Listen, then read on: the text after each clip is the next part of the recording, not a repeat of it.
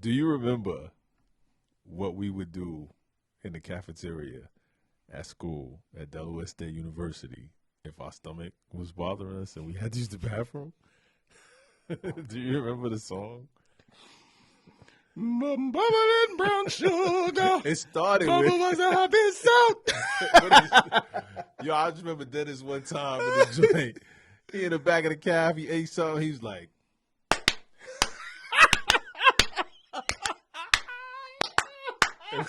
It's like, yo, if you wasn't in the know, you didn't know what was going on. You had to know it.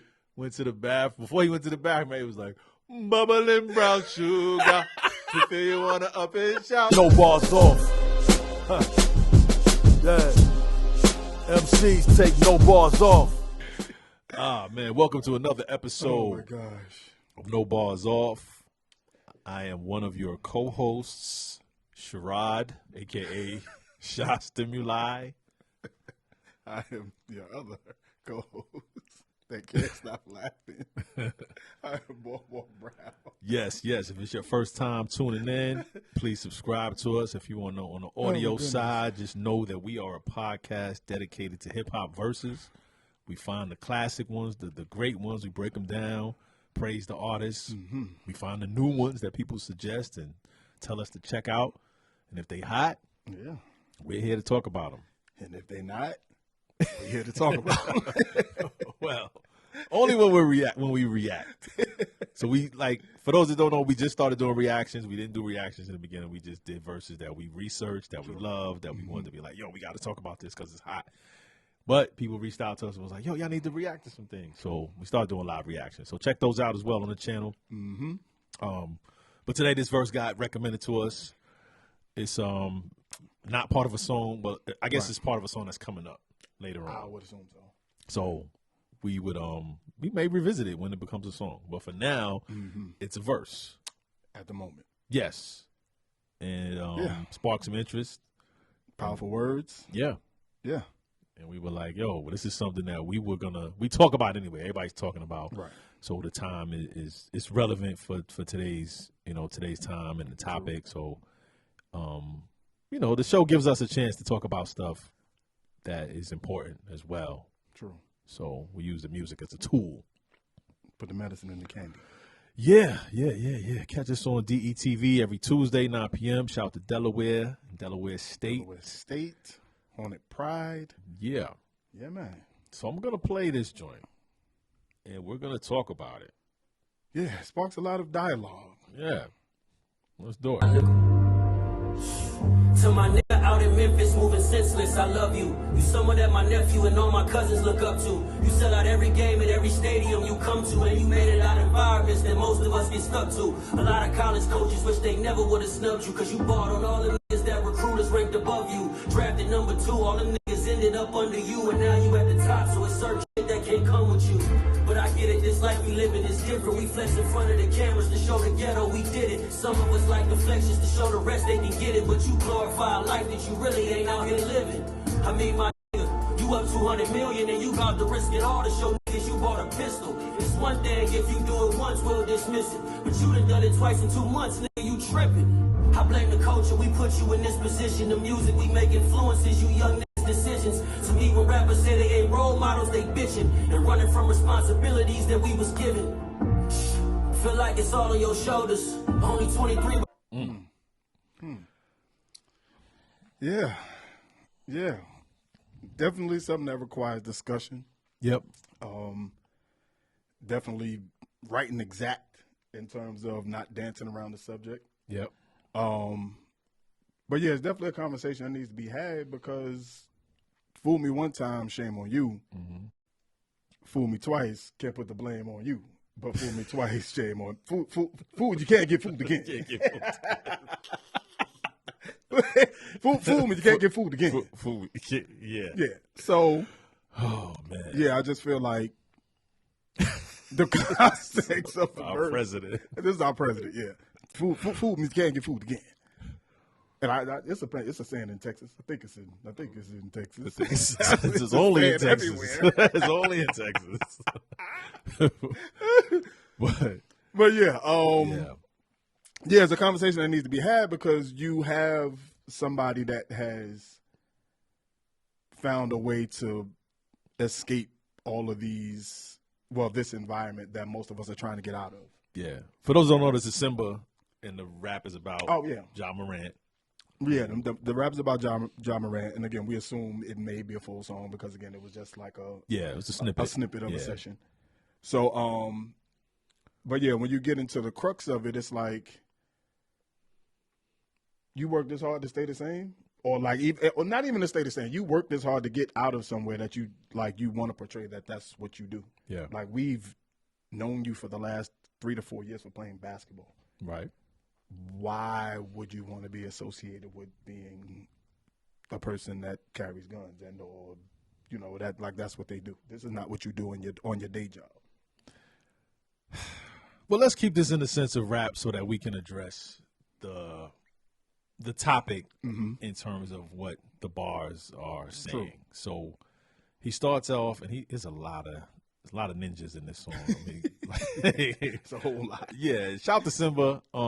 This sounded more like a conversation, which is why it's a lot of the end where he's just throwing it out there. Like he's not really. It doesn't sound like rap. It doesn't sound like he was like trying to, write the illest lines. Mm-hmm. So he's saying to my dude out in Memphis, moving senseless, and just says, "I love you," and starts there. First and foremost. Yeah. So I don't want you to think this is coming from a negative place. Right. But who was it that made that point? Was it Jason Williams? Somebody made a point like Ja will not hear any of this stuff. He's not. All of the criticism, the talk, the feedback, the sportscasters, everybody saying stuff, the bloggers, he's not hearing it. He might not hear this. He won't. Nobody's letting him, Ja, you got to hear this. Symba said, man, he wrote a letter to you. The shit Lil Wayne was talking about, like, he's not going to hear it. Nobody's going to hear it. He's not going to hear anybody. No. Anybody that he makes more than, he's not going to hear it. I mean, people reached out before, the Jalen Roses and the Garnetts and the Gilbert Arenas had some I think probably the most. I think he would probably be relatable. The most relatable words. If you want to hear some words of advice, he might be the person you want to go to. He was the person that told him, "Yo, you got to cut your hair." He's like, "You're not gonna want to hear this. Mm-hmm. It's gonna take." And this was after the first incident. After the first incident. So for those that don't know, Ja Morant was on Instagram Live months ago with a gun in the club, drinking, having a good time. Was it post game, after a game? I think it was after a game. This weekend, he got filmed again. Last weekend, got filmed holding a gun on his friend's Instagram Live. Held up a gun for like a split second. They were vibing the NBA YoungBoy again. Yeah. Is it NBA YoungBoy problem? No. Which is why we're bringing it to the show, because Lil Wayne had some really, really introspective words where he was asking questions. He was like, "Yo, if I'm 23," and he asked his people around him, his youngsters around him, like, "Yo, what is it? What is it that's making you feel like I have to show this weapon?" Yeah, that's what I want to know. That's the part that's like, yeah, I'm trying to identify. I'm trying to identify with being young. And having this social media tool, right? And not just social media, because it's one thing to post something, because that takes time to be like, "Yo, all right, I'm gonna post this thread. I'm gonna put this caption. Put this caption." Like you have to. This is a thought process. That's a thought process. But the live aspect of it is definitely it's more youthful because they grew up in it and they're used to hitting that live button where we are kind of like. You can get instant gratification, instant whatever it is that you're looking for. Yeah, and we're not youthful celebrities, so that's another thing, because you can be a teenager, go live in high school, maybe have 30, 40 people on your live. Right, it's still a big deal, but it's nothing like hundreds of thousands of people having that access at 23. Yeah, and you don't rap, like you're not doing music, you dribble a basketball. So that's easy. Like I'm a star. But with that, at what point, and I get the aspect of being 23. Yeah. Like nobody made the smartest decisions at 23. But at what point after I guess the point I'm trying to get to is the IG Live aspect of it. Yeah. Nothing wrong with carrying a gun. Nothing wrong with owning a gun. Nothing wrong with nothing wrong with being a gun enthusiast. You can love guns. Some people like guns. Some people are just love guns. Hype about guns. My wife's cousin loves guns. Yeah, music doesn't help. Loves them. The music doesn't help. When you hear about the Right. gun toy, you hear about this ain't enough sometimes. Like, yo, I got it. Right. Like, I'm just trying to understand what is the fascination as an accomplished multimillionaire basketball player. What do you serve to gain by showing that you carry a gun around when we all know, we see you on TV, that you're a full-time basketball player? That's the only question that I have. right. Because that's not even trying to paint something that you're not. Like, you do that when somebody don't know you. Yeah. And you come from the burbs and you come to the hood and you want to be somebody that you're not. Yeah. We all, like, you're on television daily, weekly. We know that you dribble a basketball for what you do for a living. Yeah. But this and again, guns weren't music when we were coming up too. It didn't make us want to ride around with a gun. No, they weren't. It wasn't. They weren't easily as accessible. Right. They weren't as easily accessible. Yeah, you had to go through some lengths to obtain a firearm. This is true. When we were growing up. But, if you go line by line, right, you're someone that my cousins and all my nephews look up to. So, speaking to your comment about the IG Live thing, even if because I do think there's some mental illness here. I think there's Definitely something where he's not grasping the gravity of this, right? You got to think to yourself, if I'm a gun enthusiast, we're trying to just throw things out there. I'm a gun enthusiast. I'm a ball player. I'm young. I don't care about nothing, right? Somebody has to tell you, yo, you got youngsters that are looking up to you. That is the reason why Nike is making you the face of their brand. Exactly. It's not just because you're good at ball. It's because the way you move, you're an influencer. And they beep that. Off the court, people want to do the hair. Want to do the hair like that. Want to dye your hair. Want to do the little dance he be doing. The dances. All of that. Like the way you speak. Everything, your recruitment, like how you got to this spot. You weren't at the top of everybody's list. You weren't. So you automatically, your story is showing perseverance. Your dad at every game. Like those are things that you're showing some type of family. Some type of structure. Yeah, some type of structure that people are like, yo, Nike's like, yes, this is the face that we want. The NBA's like, yes, we want to move forward with this, especially when the number one pick of your class has not lived up to his potential. So Can't play a full season. Yeah. So you the golden child. Yeah, at this point, you the golden child. Most improved player, rookie of the year. Listen, like got your team to the Western Conference Finals. Yeah. Like y'all were on that next. Y'all were on pace to be that next. On base. You know what I mean? On base. Everybody had y'all on tap for this season. Yeah. But But yeah, you sell out every game and every stadium you come to, and you made it out environments that most of us get stuck to. This is, and what I always tell people is, as a culture, as a people, black people are probably the most overanalyzed, probably the most overcriticized, probably the most uninsulated people in terms of the way we're judged based on everybody else. True. Because of that, we like to insulate our own people. We like to take care of our own. Oh, he didn't do nothing that bad. Oh, if he was, you know what I mean? He's only 23. I get that. At some point, these are the same people that'll say, I'll put my child out at 18 because he's grown. Right. Yeah. So if you feel like your child is old enough, he's grown enough that once at 18 he's grown, he can go out on his own. One, not only are you putting him in harm's way to make these decisions on his own, but then you have family members that are calling him into stuff like this. Hey, I got a problem at such and such. Come handle this. Like, you got to think about that. You got your mother doing this. Yeah. You know what I mean? And on more than one occasion. More than one. Yeah. That's a big issue. You know what I mean? That's a big time issue. You're empowering him to be the enforcer, whether he's the one that or not. He's there. He's there. And that's the people have to change. You don't have to change the people around you necessarily because you're not going to change your mother and father, but they got to understand, like, yo, my son is a brand, a global brand. Listen, I'm not going to call him if somebody badmouths me at the damn Foot Action or wherever they were at. I think it was Foot Locker. Foot Locker, whatever. I'm like, Come on, man. It just doesn't make sense. Nah, it's not that. Everybody got to grow up. You got to have some maturity. $200 million is not just about the money. It's about, like, you're not even, like, at that point, at $200 million, it ain't even about you no more. No, at all. Because you've well surpassed taking care of yourself. Yeah, that's the thing that And people that's don't the get. thing. 3, 8 million, 9, 10. You know what I'm saying? That's like, all right, I'm good. I'm good. I may be able to help my immediate family. Maybe. 200, we're talking about generational wealth. Listen. And we're talking about changing lives over a time period. Over decades. Over decades. Like, your money will outlive you. Correct. Your money will outlive your children. So now everybody that's on this team has to be smart about how to protect this. Which is why off the court, LeBron is the greatest to ever do it. Yep. The absolute greatest. Yep. No debates here.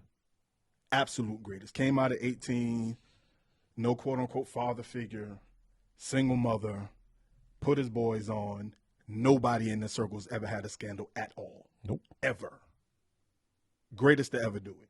And when you have people that are like-minded and aligned with you, that it wasn't just, oh, this is my boy, I'm going to give him a job. All his boys have function. Like, they have a function. Functions, yeah. They run their own thing, basically, at this point. Yeah, media moguls, sports super agencies. agent, like these dudes have their own function. So Yeah. they came with a plan. Yeah. You can't just have people, oh, this is my man, we grew up together. Yeah. And, you know what I mean, now he got to get a job doing something that he's not good at. Yeah. But because he's my man, I got to, you know what I mean? It happens. Yeah. A lot of college coaches wish they never would have snubbed you because you balled them niggas that recruiters ranked above you. Drafted number 2, all them niggas ended up under you. Now you're at the top, so it's certain that can't come with you. Listen. And we were just talking about high school. He was 3-time state player, Was he something from South player of the Carolina, year. right? South Carolina, South yeah, Carolina. he was 3-time something, like player of the year, something like that. But the man had like 5 offers maybe. And ended up at Murray State. Yeah, because his dad was like, "Listen, go where they want you." Yeah. And I tell kids that all the time. All the time. They may think, like, yo, D1, No. and that D1 is looking at you like, we'll take you. Right. But, don't expect much. Right, but then the D2, and I had that. I had D2s knocking down my door, D3s beating down my door. And I'm like, man, I want to go D1 because it sounded cool. It sounded cool. You know what I'm saying? But he chose Murray State, which was... And they gave him freedom. Yeah, because South Carolina wanted him but didn't want him, right? That's the home, But he goes to Murray State and balls out. Has a NCAA tournament, has an NCAA tournament run for the ages, I think. Yeah. And like really, like that's really like the stage that you need. Yeah. When you go to those small schools, like Steph Curry did the same thing. Like you have that stage. Yeah.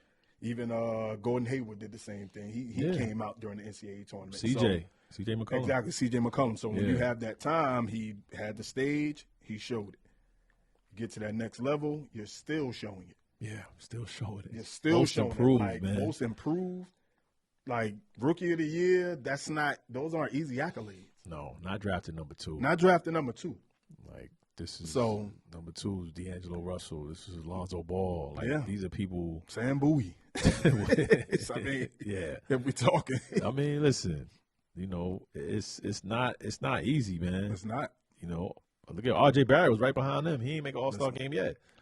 It's a reason why it's only 450 of them jobs. Man, listen. I get it. Him saying at the top, certain things can't come with you. You can't. At 23, at Right. 22, 21, because Exactly. this is 2 years that he's been in the league. So Basically. 3 years he's been in the league. Like, this is early that he had to learn these lessons. True. And those aren't, you got to have a circle around you, man. That's And it might Clear. not be dad. It might not be, the dad might not have the education. he may not have the. And I don't mean book knowledge Right. education. I mean, I just think because he's enjoying his celebrity, he is. it's not much he can say to him. Like there's certain things you can say as a parent. Yeah. There's not much weight that those words hold as a parent that's on paper. Right. Like if I'm taking care of you, there's literally not much that you can say because If it all goes bad and I cut you off, you really gonna, you know what I mean? So, Gary Coleman syndrome, which Cam Exactly. and Mace talked about. Shout out to Is What It Is. It Is What It Is. They talked about Gary Coleman syndrome, where you're the youngest, but you're the breadwinner at the same time. So that changes the dynamic. Yeah. It almost like the child becomes the parent because I get to tell you what you can and can't do. But this line's, speaks to your initial question. We flex in front of the cameras to show the ghetto we did it. Some of us like to flex just to show the rest they can get it. And that makes me think of Rick Ross, DJ Khaled. We the best. Yeah. God did. Yeah.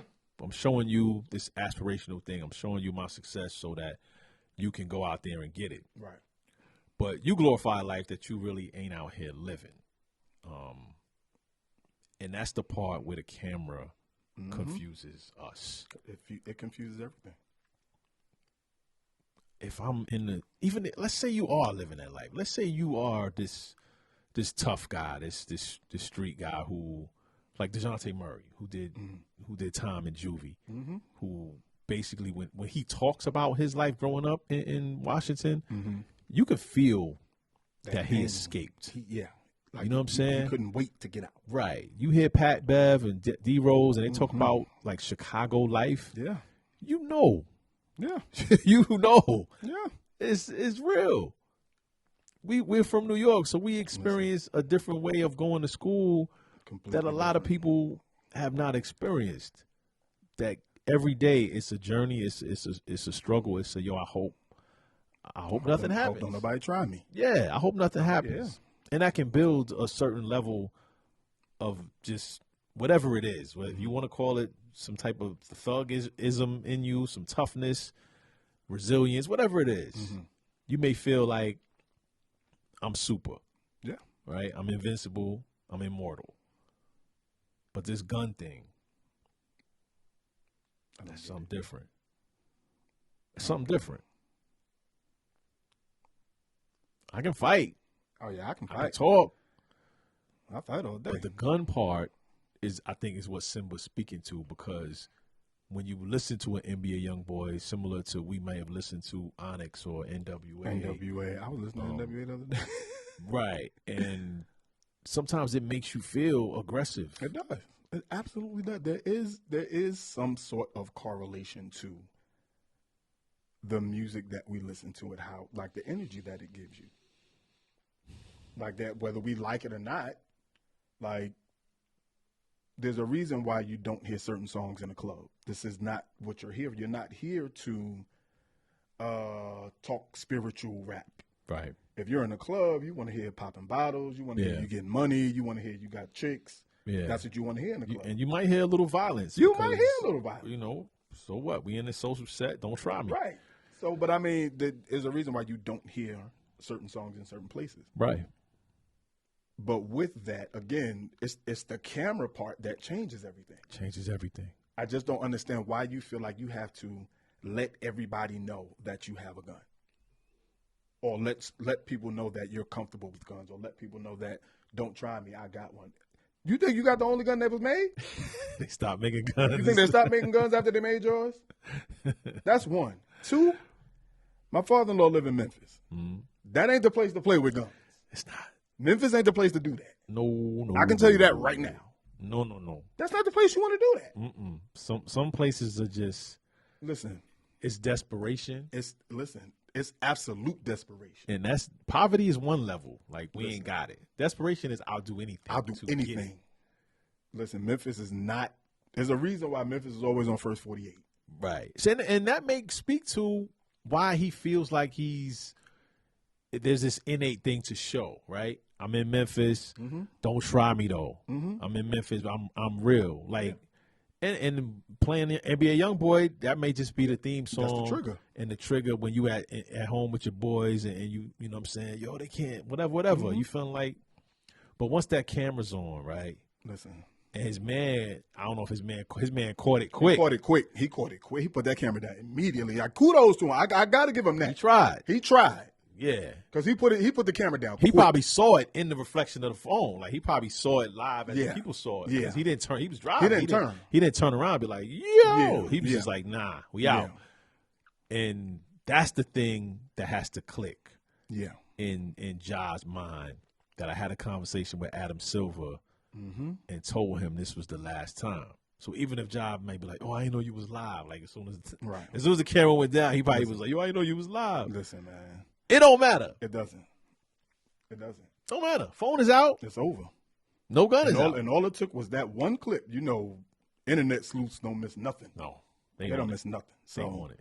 Adam Silver looked hurt. Yo, listen, I was about to say that. When they showed him, when they had that conversation with him pre-draft lottery, he sincerely looked hurt. Like, he was confused. Like, it took him a while to even speak. Yeah. Like, I don't even know what to say. Like, it's basically, he looked me in my face and lied. Pretty much. And now I got to figure out what I'm supposed to do now. Like, am I supposed to be lenient now when you look me in my face and lie? This was 2 weeks ago. You was right in my office and you look, or 3 weeks ago, however long it was, you looked at me in my face and told me it was a one-time thing, whatever. And for the people like JJ Redick, it was like, yo, he didn't break any laws. A kid with a gun, listening to music. I get it. And then Kenny and Charles talked about the morality code. Yeah. And we think about the kid, like it's kids watching you, Listen. dude. Listen, this is what I'll say about that. Yeah. People say it's his life. He's this. He can do that. He can be a gun enthusiast. Yep. There is a reason why you don't let your HR company follow your IG and your own Facebook page. You don't even make $200 million. Right. All of y'all out there, y'all don't make $200 million. Y'all make 50, 60, 70, 120,000, whatever. Yeah. There's a reason why you won't let your HR company follow your own IG page or your Facebook page. You know why? Because there's certain stuff you're going to post that you don't want them to see because you are an employee. Yeah. Ja, whether you like it or not, you are an employee. That's true. I get that the Grizzlies pay your salary. I get it, but you work for them. The Grizzlies are an organization that is a part of the National Basketball Association. Yeah. They are your employer. Yeah. If you saw your kindergarten school, your kid is in kindergarten, you saw the teacher, she looked good or whatever, she looked great, but if you found out she had an OnlyFans, you'll be looking at her crazy like, wait a minute. Yeah. I don't know if I want this around my child. Simple as that. It's simple morality. It's simple. And you're not judging this person in terms of their lifestyle choice. Right. It's not that. It's just, do I want that mixed in with this? Listen. And do I want this person who is this gun enthusiast that has to show it? You could be Jason Williams, although he killed somebody. You could be Jason Williams and have your gun collection at your house, right? You could have I love guns. This is you can show your guns and all of that. People, listen, there's not nobody in this country that doesn't love guns. And I know that sounds crazy. Yeah. But there's a reason there's more guns than people in this country. There's a reason for that. Yeah. So there's nothing. No one said you were wrong for having a gun. No. You were wrong for having a gun on IG Live. That's what you were wrong for. Nobody says you can't have a gun twice. Yeah. And you know what's funny? I watched Bomani Jones' interview about this, and he brought up a very interesting point. He said, what I noticed, what stood out to me about the first video when he got caught in the club with the gun or whatever the case may be. Yeah. He was like, he's at a place where he's shooting pool. He's like, I'm looking at the pool table. What stood out to me about the pool table is the pool table takes quarters. He's like, in my mind, I'm thinking, why are you in an environment where you have a pool table that takes quarters? Only place you find those is hole in the wall spots, strip clubs, whatever the case may be. He's like, my mind, at $50 million, why are you in a place with a pool table that takes quarters? So again, this is the places he's choosing to frequent, the people he's choosing to surround himself with. Not that they are bad people. Yeah. You can listen. You can be $200 million and go to a hole in the wall place. Nobody's saying you can't do that. Right. But the camera doesn't need to come with you. If that was the case, you might as well announce everybody. Hey, I'm gonna be at such and such next week. Y'all come on now. Like if that's what you want to do, you might as well do that. Yeah, I feel like he's been threatened. And he's trying to show whoever these people that threaten him, I got it. I feel like this is just who he is in terms of I got to show. Mm-hmm. But we talked a lot about this. But let's go to the part where he says, I blame the culture. We put you in this position. Mm-hmm. And the music we make influences you young decisions. Right. And even rappers say they ain't role models. They bitching and running from responsibilities that we were given. Mm-hmm. So there's two sides to that Yeah. I think we can talk about to wrap this up is the music side. And he's saying he blames the music culture. And if you think about the music culture and the violence and the guns and all the things that are praised, it's youngsters that are the same age as him that are living certain lifestyles. This is true. The drill rap, the rap where they talk about the people they killed and that person gets killed and it's killing back and forth. This is the culture and it gets talked about. But do you blame the culture? Is it cause or effect? Are they the product of the environment? Or is it an agenda being pushed? Like how do you blame music? Can you blame music?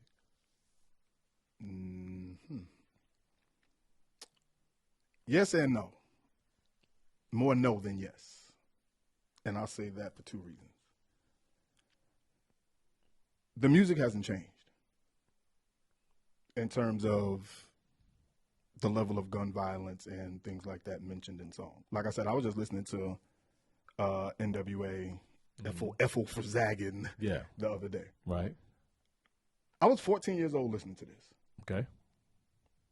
Did it make me want to go out and do what they were talking about? No. I didn't live in South Central, so I saw things different. I was living in Brooklyn. Yeah. So I can't say that the music is any more violent than it has been. I think the promotion of it has been ramped up. I think the access to it is easier because it's not so much that labels are putting this out, so to speak. Yeah.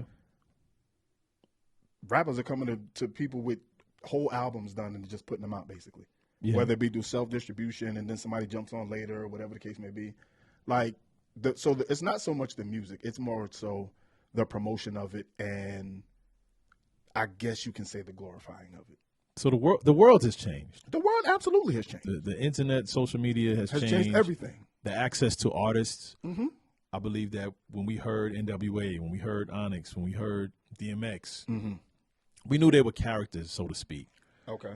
But DMX couldn't necessarily go live in 1998 to talk to his fans and just speak and us to get a glimpse into his lifestyle, or any of these guys that we may have looked up to that had music that was violent. We didn't know them totally. We knew them through their music and interviews. Right. So if they went to 106 and Park and they talked, be like, oh man, I like how he talks. I like him even more. You know what I'm saying? Right. Like, but I remember my brother had to do a radio interview back in like the mid '90s. He was rolling with Master Ace, and Onyx was supposed to be there. Okay. And Onyx had the song "Throw Your Guns" and I forgot the name of their crew, but Master Ace had a line that was talking about official nest, something like that. But Master Ace had a line about pistol packing whack MCs, and Onyx had taken offense to it. So it was like some rumblings that they were supposed to be on the same radio show, and I was nervous. I remember that. I told my brother, I was like, yo, I don't know, you should go. Like, you know what I'm saying? I was so concerned. He looked at me like this is what? Rap, man. Like, this is rap beef. Not only is this rap, but he's who he is. Like, he was not afraid. He's not scared of nobody. Onyx, right? Shout out to Lord you think I'm scared of these little short boys? Like, right. But I'm a kid. I don't know anything. So I think about that, and I had believed that these guys were gun-toting killers. Yeah. Like, you know what I'm saying? Like, that was my thought process. And later on, I see Frederick, kill on Moesha, man. Listen, man. So Sunset Park, what time is it? Yeah. So it was a little confusing, but now the culture has shifted. Absolutely. People like Symba who are saying something. It's another rapper that kind of switched up his style. I know Dirk is trying to do some different things. Who was it? But there's a fear that goes with that because inherent positivity is not praised, man. But again, that goes back to truthfully, I want to rhyme like common sense. Yeah. But I did 5 mil. I ain't been rhyming like common sense. Like we are, and this is just America as a society. It is. Violence is praised, whether it's UFC, whether it's football, whatever it is, violence is what you see on the news every day. Like, it's just inherent. Like, this is just who we are. However, the music, the times have evolved when you go back to the message, and it was basically, what I saw. Yeah. What I'm living at. Don't push me. I'm close to the edge. Look what I'm living around. You know what I mean? It was a picture of what we going through. Yeah. People are still rapping about what they're going through. But while some are, have ops and actually slide and do all of this and go do all of that, you have a faction of people that don't do it, but because it's hot right now and that's what's selling, it's the typical, follow the leader. This is what's hot right now. He hot. Let me do something similar to him. When everybody sounded like Future for a while, and what I mean? Like, it's just how it happens. It's just how the cycles go. Yeah. Yeah, we had diversity when we were growing up. Yes. But we didn't have necessarily – it wasn't a business. Like, once it boomed, once Puffy kind of broke through and found this radio formula, Hot 97 was introduced, everything kind of changed. The underground rapper was kind of pushed down, and everything had to be – was hit-based. That's it. And a lot of the music that was positive was wasn't always the substance that was gone. Like, it had to be about popping bottles and labels and like it just had to appeal to the masses. So I think Kanye was that bridge that kind of gave us something. Hope. He gave us hope in the 2000s. I think Jesus Walks might have been the last positive radio record of the last 20 something years, and I maybe why after that. But even why was before that anyway? Even though it wasn't a smash, right? You know what I'm saying? We haven't had big smashes. I think Khaled provides, here and there certain anthems that are not only anthemic but are somewhat positive. Even God did. Yeah, God did. Is definitely something that can be looked at as positive. But the culture is one thing in terms of music, but then you have the NBA culture as well. And you think about a team like Miami, who keeps a Udonis Haslem on a squad for 20 years. That hasn't played a minute in like 3 years. It's probably more than that. Who serves as not only an enforcer but a culture keeper. Yeah. Right? So for these young guys, there's a voice that's not coming from, the coaches alone. In Memphis, I think the oldest person is Steven Adams, who tried to have a players-only meeting. And I don't know if his voice is loud enough. I don't know if he's the person that's going to get through. It's gonna take Zebo. Right, but Zebo gonna have to sit him down. But in terms of the culture of the NBA, this is something that should be, if not mandatory, it should be talked about by Adam Silver. With every team, with every organization, you have to have a vet. And it's not that most teams don't. It's just that most teams push them out the door when they stop being productive. Teams don't hold on to people as culture holders anymore. Like, Udonis might be the last one. You got people like I see Derrick Rose is still on the Knicks. Derrick Rose is still on the Knicks, and that's basically because Tibbs is the coach. Right. But if Tibbs goes, he goes. But if Tibbs goes, he goes. So and again, he's not quote unquote Knicks culture. He's from Chicago. No, like he's not. His career was in Chicago. Like, we don't have those people that stay in a place 13, 14 years, 15 years. Like, it just doesn't happen like that. Kids come out at 18, they got a second deal by 21, and then after that, it's whatever. So as far as the culture goes, this is why Miami is where they are right now. Yeah, I mean, you look go to Iguodala's still there. Iguodala's still there. Like, but again, there's a culture. Nobody expected them to win a championship like that. There's a culture. No. As long as Steph, Clay, and Dre are there's a culture. Like, there's bumpers. Like, there's guide rails. Yeah, but as you can see, it veered off with the punch. Again, one of your bumpers came off. He wilded out and punched somebody in the face. Now look what happened. Yeah, can't win on the road because you don't have the same camaraderie. Right. Poole is different. Poole is different. And absolutely different. I look at Poole as a Ja type. He may not be, with the same vigilante stuff going on, but in terms of his game, in terms of his ascension, in terms of just how he plays so free, right? Like, you put Ja in a position like that where he's not the number 2 pick, he would be that type of player, but he also might listen. In Memphis, I feel like these organizations need to have someone that the youngsters can at least halfway maybe relate to, or it's like, yo, I know he gonna talk to me. Even if I don't want to hear it, I know he gonna say it. I know Zebo gonna sit me down. I know this person gonna, Mike Conley or whoever it is, they might decide like, yo, you got to be a part of this culture. We're gonna pay you to be the culture keeper, and I just feel like that's something that needs to happen. I feel like what the NBA does a terrible job of is giving these 20 and 21-year-old kids that they're giving millions of dollars to some sort of internal structure to help them not only manage this money, but manage your free time. Yeah. Because free time, when you got millions of dollars, you have access to everything. So I think the NBA does a poor job of that because that's the only league that you can come out after 1 year. Yeah. Football, you got to do 3 years. Baseball is young, but again, you go through, the minor leagues and all of that. Yeah. How many 19-year-old kids, if I give you $17 million right now, is not going to wild out? Like most kids are going to, now again, depending upon their familial structure, what their parents are like, hey, you need to do this, do that. That's going to be a large part of how it goes. You think about it, there's a reason why as soon as Dame got drafted, he moved his mom's in the crib.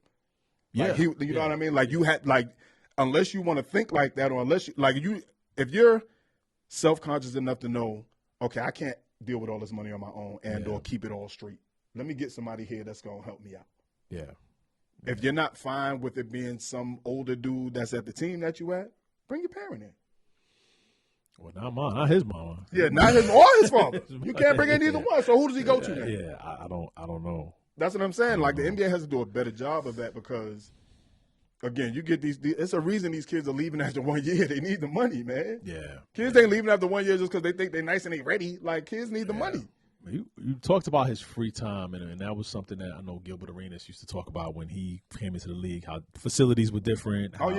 Once practice was over, they just let you go. And that was the difference between guys that became all-stars and guys that put the work in. But if you look at Josh Nike commercial, he's working, right? It's showing that he put the work in. Well, you don't change your three-point percentage in a year by not putting the time in. Right. So obviously he's like, yo, I put the work in. And now he's showing – it's like he's showing that side, and now I'm going to show you this other side to let you know that I'm still this guy. I'm still Demetrius Morant, whatever, from the street of South Carolina. But we don't – why? We don't care. Why do you need to we don't care. Like and listen, and if you weren't this kind of guy in South Carolina, why would you be this kind of guy in Memphis?